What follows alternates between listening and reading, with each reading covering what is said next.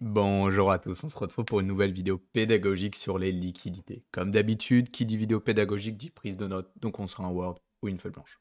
Au sommaire de cette vidéo, on va voir le fonctionnement d'un marché dérivatif, c'est quoi les liquidités d'un marché, rappel des notions d'offre et de demande sur le marché dérivatif, comment créer de la liquidité sur le marché, où est-ce qu'elle se situe et comment confirmer qu'il y a bien eu une prise de liquidité. On commence directement avec une définition du marché dérivatif. Le marché dérivatif désigne tous les produits dérivés qui sont des instruments financiers dont la valeur varie en fonction de l'évolution d'un actif sous-jacent, qu'on va souvent appeler spot. Les produits dérivés sont utilisés pour deux objectifs principaux. La première, c'est la couverture, connue sous le nom de hedging. Le trader prévoit l'acquisition d'un sous-jacent, peut se positionner sur un produit dérivé pour se protéger et limiter les pertes encourues en cas de fluctuation négative du prix du sous-jacent, excusez-moi, ou de crash boursier. Le deuxième objectif principal de l'utilisation du marché des dérivatifs, un petit peu plus connu pour les traders, c'est la spéculation. Les investisseurs/traders peuvent ouvrir des positions à partir d'une mise de fonds initiale relativement plus faible grâce à l'effet de levier, ce qui devrait être mobilisé si le sous-jacent était acheté directement. Le produit dérivé offre donc un effet de levier qui multiplie à la hausse ou à la baisse les gains potentiels et les pertes éventuelles. Un produit dérivé permet aussi de shorter, c'est-à-dire vendre à découvert très facilement pour parier sur la baisse d'une valeur. Les particularités d'un marché dérivatif. La première particularité du marché dérivatif est que vous allez avoir des frais de financement pour tenir la position, un petit peu comme si vous aviez des frais pour emprunter de l'argent, c'est un petit peu le même système. Ces frais sont également là pour que le marché dérivatif ne se décorrèle pas du sous-jacent. Ces frais sont appelés le funding, ils sont généralement appliqués toutes les 8 heures. La seconde particularité est le fait de pouvoir perdre la totalité de sa position suite à une liquidation. CF, la vidéo justement, sur comment utiliser l'effet de levier. Sur un marché dérivatif, je rappelle également qu'un ordre market remplit toujours un ordre limite. On va voir la base sur le principe de liquidité et savoir ce qu'est un marché qu'on appelle illiquide. Donc définition de liquidité de marché. La liquidité d'un marché financier représente la capacité à acheter ou à vendre rapidement les actifs qui y sont cotés sans que cela ait d'effet majeur sur le prix. Plus un marché est liquide, plus il est aisé et rapide d'y réaliser des transactions. Cette caractéristique, excusez-moi, figure parmi les qualités essentielles qui doivent garantir les bourses de valeur, lieu où s'échangent des titres financiers pour les exchanges, pour les cryptos, excusez-moi, c'est ce qu'on va appeler un exchange. Avec ce qu'on vient de voir, pour bien comprendre pourquoi les liquidités sont essentielles et encore plus sur le marché des cryptos, à l'heure où je vous parle, nous sommes le 24/01/2023. Le marché crypto représente une capitalisation totale de 1100 milliards, tandis que l'or, une capitalisation 11 fois plus grosse avec 11 000 milliards, et un marché du Forex avec plus de 100 000 milliards. Le marché des cryptos est une goutte d'eau et fait face à des gros problèmes de liquidité pour les plus gros portefeuilles. Attention, ne pas confondre liquidité de marché et liquidation. Liquidation qui arrive quand on a une position à levier, qui a un manque de margin dessus et que la position se fait couper par l'exchange par manque de margin. Une liquidation est un processus de clôture de position, voilà, suite à un manque de margin. Cette liquidation va créer de la liquidité sur le marché, car une position liquidée est un ordre market. Il permet donc à des gros portefeuilles de rentrer plus facilement dans le marché sans le faire bouger. Les deux termes sont parfois confondus car ils sont très proches et très liés. Je vais finir ceci avec une phrase simple. Un manque de liquidité, c'est un manque de contrepartie, un manque d'offre ou de demande. On va voir ça justement dans la slide suivante. Je rappelle, principe d'offre et de demande, théorie économique bien connue, offre qui correspond aux vendeurs et la demande qui correspond aux acheteurs. Là, on va arriver sur une slide un petit peu technique. Je vous invite à vraiment la voir plusieurs fois pour bien comprendre. Petit rappel, un ordre market remplit toujours un ordre limite. Un stop loss liquidation de short égale ordre market acheteur. Un stop loss slash liquidation de long égale un ordre market vendeur. Je rappelle, un ordre limite vendeur, donc une offre, est rempli par un ordre market acheteur, une demande. Un ordre limite acheteur, demande, est rempli par un ordre market vendeur, l'offre. Donc, une tendance baissière, dans une tendance baissière, il y a un manque de demande, donc un manque d'ordre market acheteur.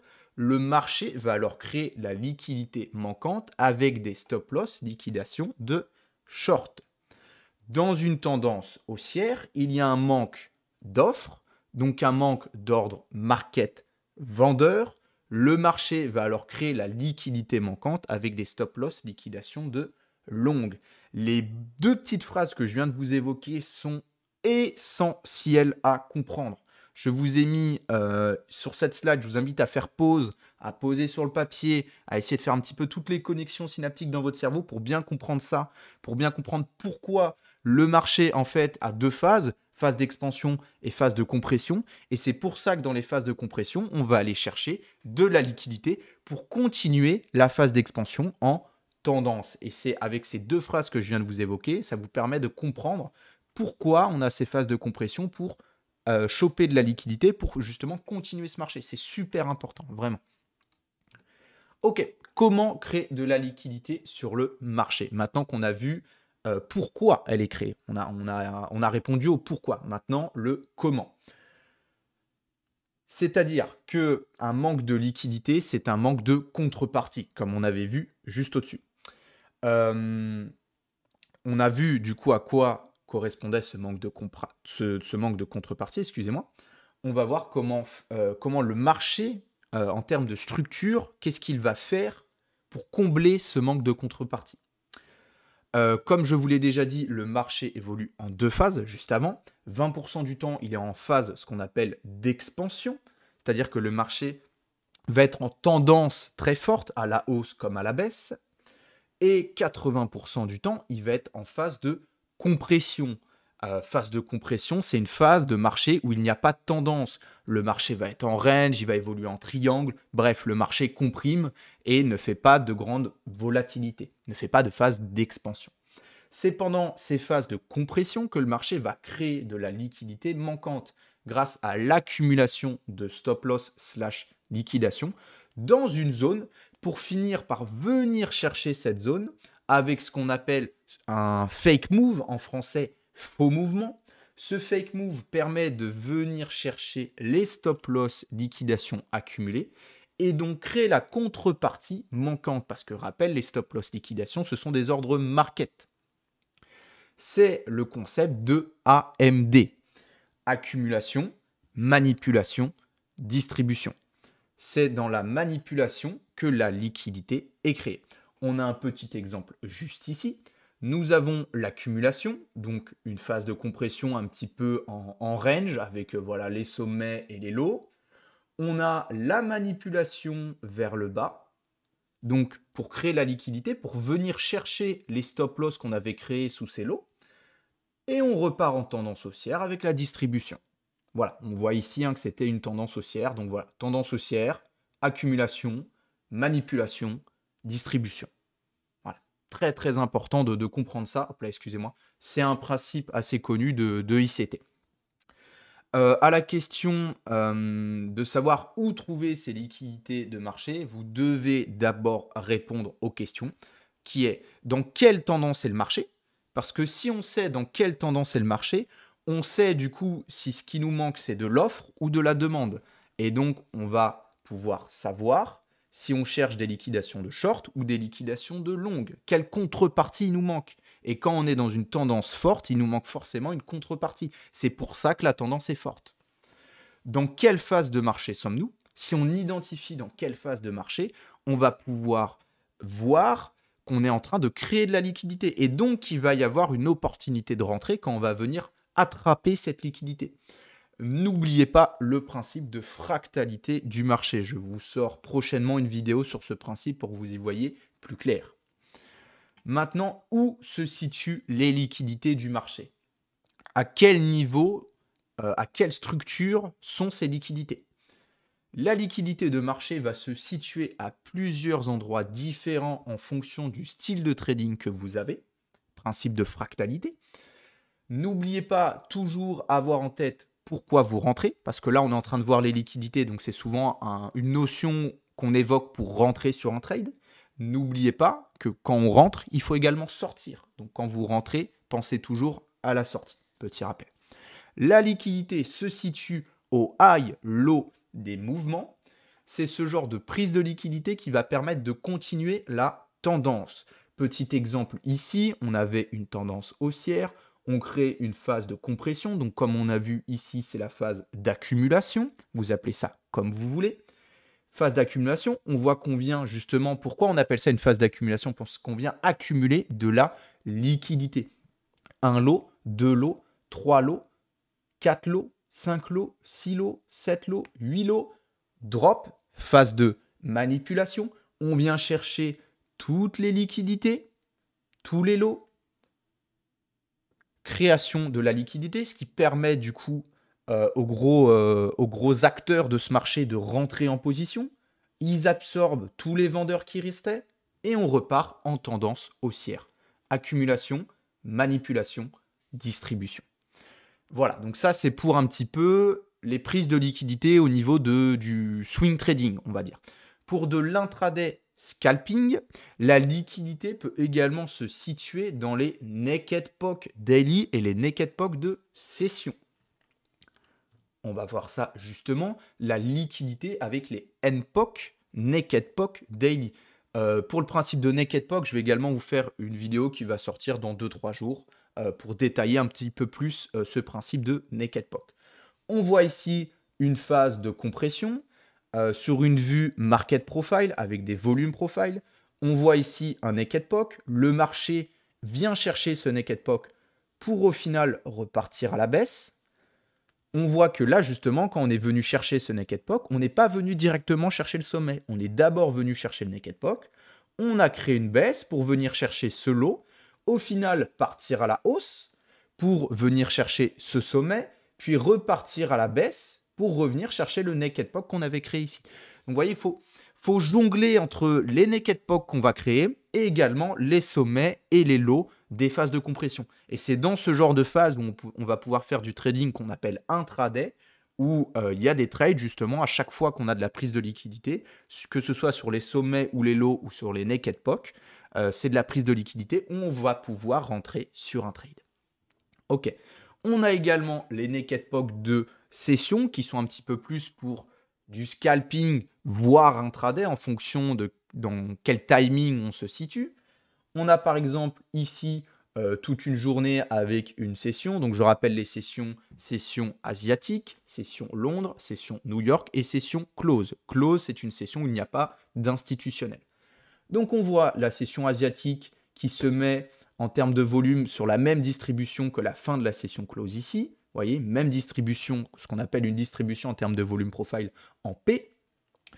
Le POC qui se met ici, on voit que sur la session Londres, le marché part fortement à la hausse, finit par drop. Ce drop nous ramène chercher quoi? Nous ramène chercher le naked POC juste ici. Donc je précise, sur un market profile en session comme ça, le naked POC ne s'arrête pas à la bougie, mais s'arrête au début du volume profile. Donc c'est pour ça que vous ne voyez pas le naked POC étendu juste ici. Mais le naked POC est étendu jusqu'au volume profile. Voilà, petite précision. Donc on vient chercher ce naked POC, on vient chercher cette liquidité, puis on va commencer à repartir à la hausse. 15h30 open de la session New York. On vient chercher, hop là, excusez-moi, on vient chercher d'abord une hausse, qu'on voit un petit peu, pour au final repartir à la baisse, venir chercher à la perfection le naked POC Londres. On repart à la hausse, on redrop, on repart à la hausse, on vient chercher le sommet de la session Londres. ce qui crée du coup la liquidité. On repart, on change la structure de marché, retracement, et on part à la baisse. Clôture de la session New York à 22 heures, open de la session close, en dessous du Naked POC. On revient chercher le Naked POC de la session New York. On le prend et on drop, on drop, on drop. Et voilà, la journée du lendemain commence. Voilà, donc ça vous permet de voir vraiment l'importance de ces Naked POC de session, de ces Naked POC daily qui sont trop souvent sous-estimés en termes de prise de liquidité. Beaucoup de gens, des fois, ne comprennent pas, attendent la prise du low ou du high, attendent le SFP, qui est vraiment un pattern incroyable en crypto, que tout le monde adore, mais des fois, ce n'est pas des SFP qu'on a, c'est des prises de liquidité sur les Naked POC. Très important. On va voir maintenant comment confirmer qu'il y a bien eu une prise de liquidité. Pour confirmer excusez-moi, qu'il y a bien eu une prise de liquidité, vous allez vouloir voir une clôture d'OI, OI Open Interest, qui signifie qu'il y a eu des stop loss, donc des ordres market, et vous voulez également voir des liquidations.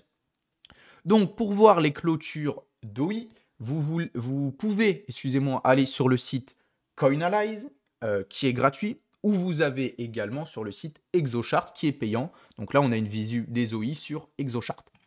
Pour les liquidations, vous pouvez les voir sur le site AGGR Trade qu'on a juste ici ou sur le site CoinGlass qui sont gratuits. Vous avez également les liquidations sur ExoChart qui est payant. Moi, j'utilise, malgré que j'ai ExoChart payant, je n'utilise pas les liquidations d'ExoChart parce qu'elles ne sont pas très pratiques en termes de visualisation. Je préfère celle de AGGR Trade personnellement. Donc ça, après, c'est au goût de chacun. On a beaucoup de chance, je vous le précise, sur le marché des crypto-monnaies car nous avons accès justement aux liquidations des positions. Ce n'est pas le cas sur tous les marchés. Vous devez donc créer un avantage face au marché grâce à cette information qui est trop peu souvent communiquée. Il faut en faire une force de cette information sur les liquidations des positions. C'est un indicateur incroyable en termes d'entrée en position. Mettre ça en confluence avec une analyse de ces niveaux, je trouve ça presque essentiel de mon point de vue. On finit par une petite conclusion. Cette vidéo est là pour vous expliquer voilà, le principe de liquidité d'un marché. Qu'est-ce qu'un marché illiquide? Qu'est-ce qu'un marché liquide? Et vous faire comprendre justement qu'identifier les zones de liquidité pour créer de la liquidité pour que les big boys, les gros porteurs, les gros bags puissent rentrer en position, c'est essentiel. Parce que si vous rentrez avec un big boys, vous allez être protégé parce que lui va défendre le niveau. Nous, quand on rentre petit porteur, trader particulier, on rentre une fois. On ne défend pas les positions. Les big boys, ils rentrent et ils défendent la position. Et c'est pour ça qu'on veut rentrer avec eux. Ça va vous permettre d'avoir des entrées plus optimales, d'être plus serein dans vos entrées. Entrer avec les liquidations permet de vous assurer que vous n'êtes pas seul dans le trade. Parce que s'il y a eu 10 millions de liquidations, ça veut dire qu'il y a eu 10 millions d'ordre market et qu'il y a une personne qui est rentrée avec 10 millions en ordre limite.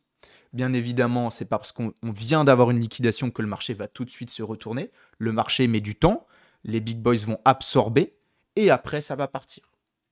Comme d'habitude, principe de patience. Je vous invite à ne surtout pas me croire aveuglément, à aller backtester tout ce que je viens de vous dire, ce qui va vous permettre de mieux comprendre pourquoi ce principe de liquidité est aussi puissant, parce que juste voir une vidéo, ça ne sert à rien. Là, ça vous permet de vous aiguiller. Maintenant, vous allez pouvoir faire vos recherches avec AGGR Trade, aller backtester ça avec vos trades. Ok, ce trade-là, il est gagnant. Ok, ce trade-là, il est perdant. Ah, il était perdant parce que j'avais pas une prise de liquidité sur ce trade. Et du coup, j'étais tout seul dedans. Il n'y avait aucun big boys qui défendait le niveau. Et c'est pour ça que je me suis fait défoncer en 2 minutes mon stop loss. Voilà, donc allez backtester ça pour comprendre pourquoi il y a certains trades qui sont gagnants et qui sont perdants. Et souvent, ça vient de là. C'est parce que vous rentrez sur des niveaux où il n'y avait pas de prise de liquidité. PS, ce principe de recherche de liquidité du marché et de AMD est pleinement applicable au marché des cryptos. Mais peut ne pas être nécessaire sur d'autres marchés, tels que le marché Forex, qui sont des marchés avec beaucoup plus de liquidités disponibles et moins spéculatifs. Il faut adapter son trading au marché tradé. Je mets tout cela quand même entre guillemets, sur le marché crypto, vu que c'est un marché très illiquide, on va avoir beaucoup plus de phases de manipulation. Je mets manipulation entre de gros guillemets, ne pensez pas que les, les big boys vous veulent du mal et qui veulent juste prendre votre thune et votre liquidité. Non, c'est le marché qui crée de la liquidité par lui-même. Il n'y a pas des mecs autour d'une table ronde et dans une pièce un peu sombre en train de se dire oh putain on va niquer tous les retails. Non, ça c'est complètement débile. Le marché des cryptos est liquide donc il fait plus ce qu'on va appeler de fake move, des faux mouvements.